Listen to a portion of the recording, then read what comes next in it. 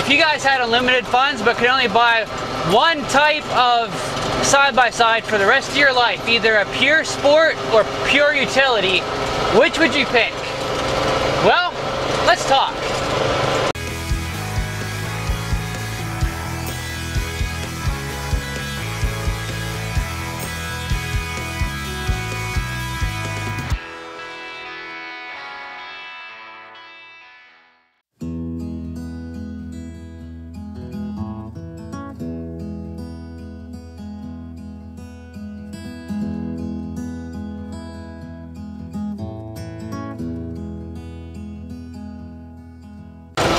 So I guess in order to answer this question, we first need to define pure sport and pure utility.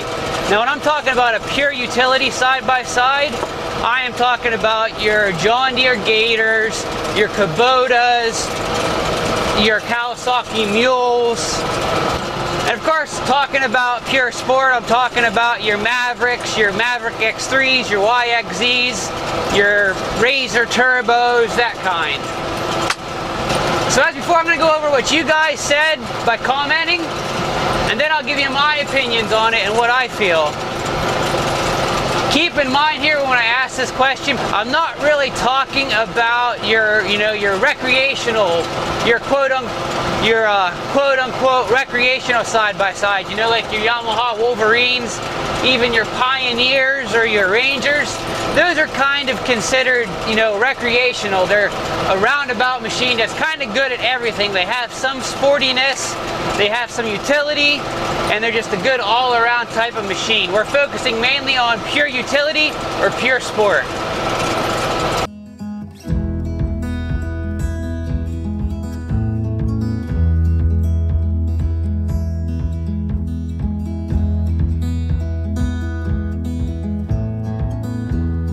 So to start us off here, Mike B says, I would go sport. Life is too short to mess around with pure utility. Spouse had impact in my decision for me. So at least there's one case where the husband and wife agree. But he makes a good point. Now when I originally asked this question, I kind of figured there'd probably be a division between younger people and older people, figuring younger people is going to be swayed more towards the pure sport, and older people is going to be swayed more towards the utility side. Just because as we get older, I think we tend to calm down a little bit. Our hormones calm down a little bit. And we tend to take a more conservative side of things than we do when we're younger. Mike made the interesting point here that life is too short to go pure utility. Go pure sport and have fun while you can.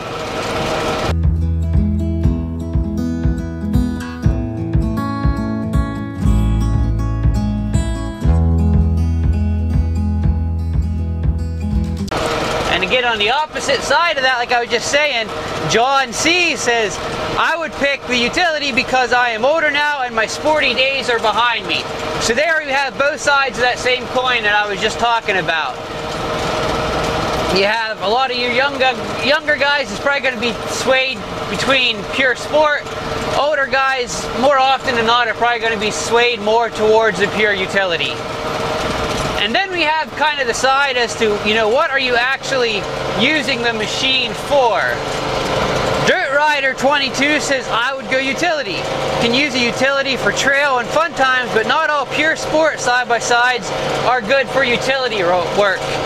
And I can't disagree with that. A lot of your sport side-by-sides, they don't really have any means for cargo, for hauling stuff. They have tiny little beds.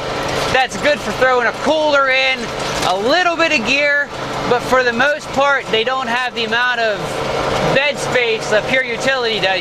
Most of your pure utility, like your mules, your Gators, they have a big honking dump bed or something that's perfect for getting work done around the house.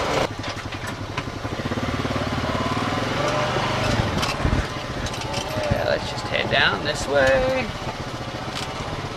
Little technical trail riding. Straddle that big old rock.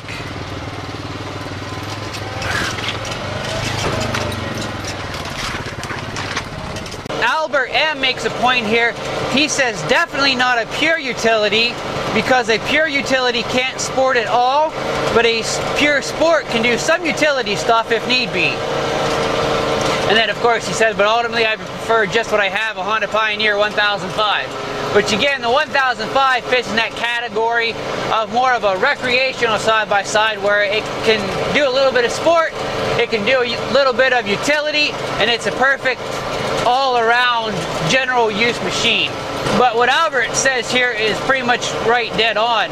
Your pure utilities, again, your Kawasaki Mules, your John Deere Gators, your Kubota diesels, they are made for work. They have a lot of low-end torque, but they don't have a lot of high-end speed you'd associate with being sporty. You know, a lot of them are limited to, 25 miles an hour or so.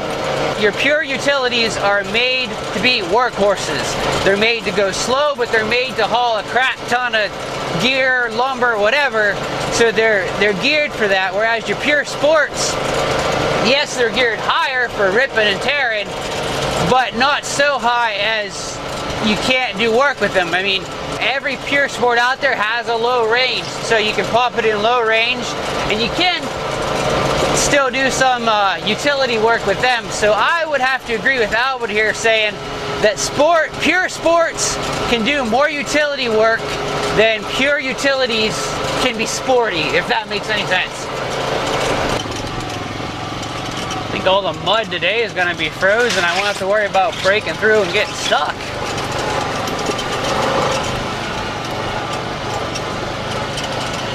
Sean M says here, with as good as utilities are getting, would have to go that route, but wouldn't give up my Wolverine. Again, a Wolverine is considered a sport wreck, doesn't really fall into the category we're looking at for this subject.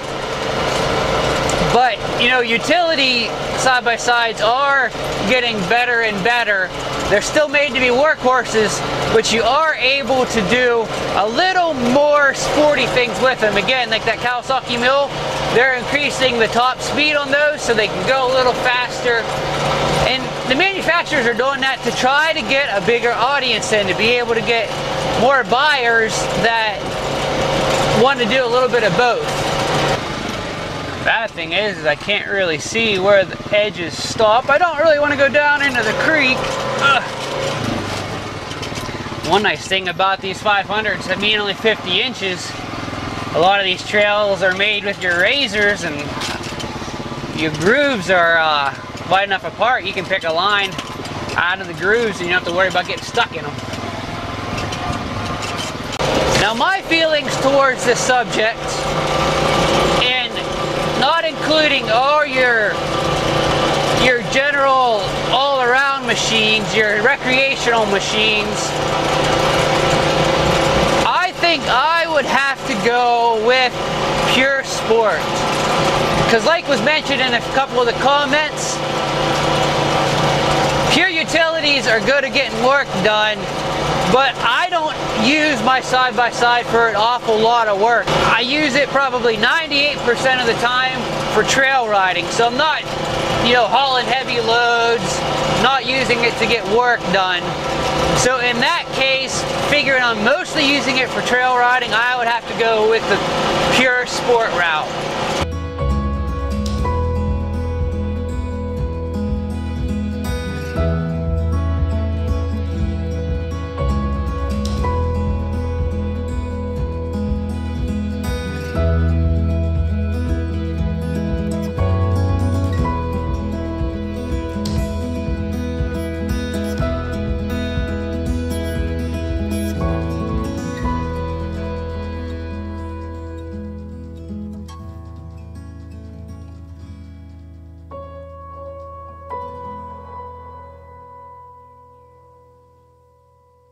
And even though a lot of pure sports are made for open trails where you can go fast, you can't discount them for being good trail machines for on the trails like we have here on the East Coast.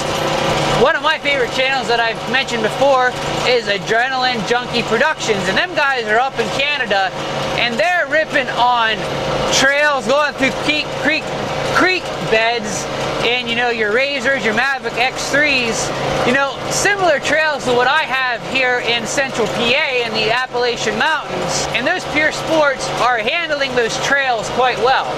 So Pure Sports are worthy trail machines. In fact, they might have a little edge over the Pure Utility that don't have high top speeds because they have more power, more speed to get momentum for climbing big hill climbs and stuff like that.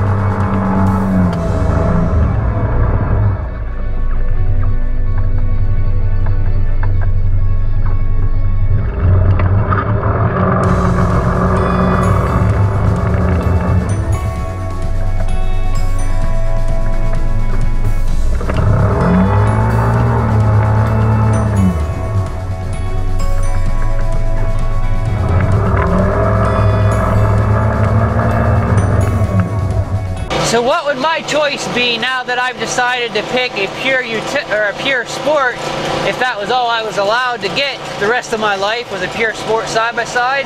You guys know I'm no big Polaris fan,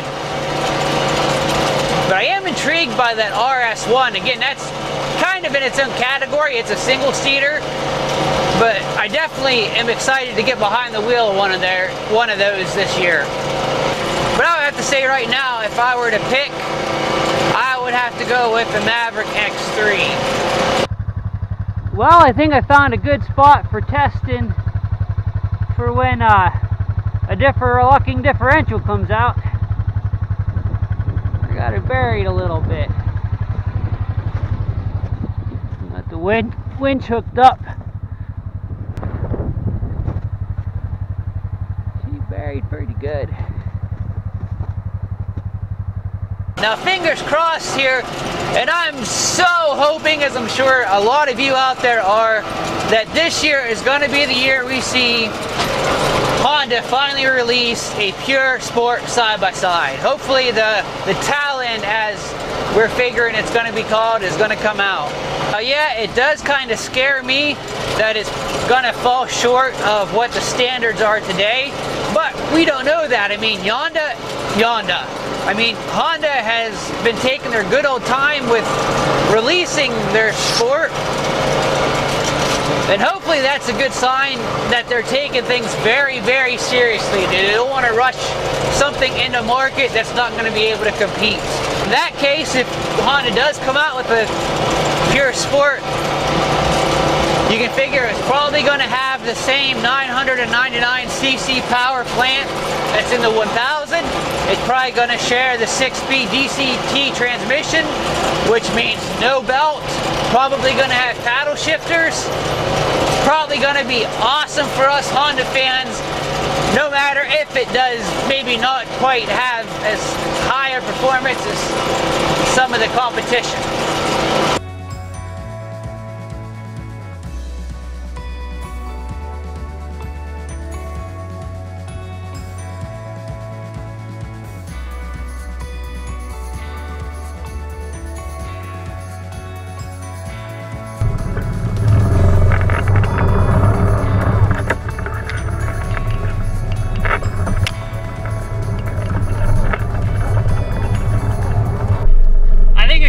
Time for some portals and some little beefier tires on this guy.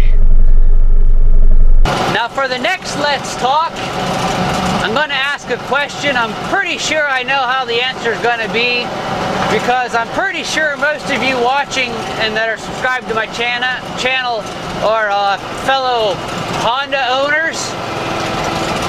But my question is, which do you prefer? CVT transmission or good old gear-on-gear transmissions? We will answer that question, give your guys' opinion on the next Let's Talk. We'll also discuss some of the benefits and downsides to each. So comment your answers below. And until next time, keep on riding.